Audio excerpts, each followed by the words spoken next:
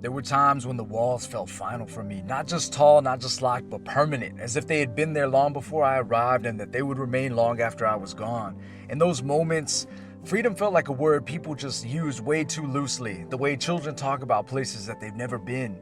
Then I opened a book, A Touch of Wonder by Arthur Gordon, and it had a way of doing something that no one else could. With a few measured sentences, he would lift me cleanly out of that room, and he would set me somewhere quieter, somewhere I could think. And I could almost see him seated in a small den, late afternoon light falling across the floor, a cat wandering along a fence outside, and he would pause as if curious about the next word he was going to type. And I imagined him adjusting his glasses, leaning toward an old typewriter, and he would invite me along without ceremony. And wherever he went, I followed.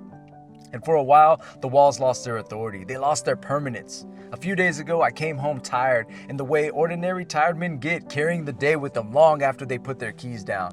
I opened the door slowly, and from the living room, I heard a small voice ask, almost to itself, "Is that Daddy?" And when Mochi saw me, his face answered long before I could. He smiled the way only a child can, as if the world had just righted itself. And he ran into my arms, calling my name like it was good news. "Daddy, Daddy." And in that moment, the past loosened its grip on me. The future stopped asking questions and everything meant something again. Before life taught me to doubt myself, I loved what I loved without apology.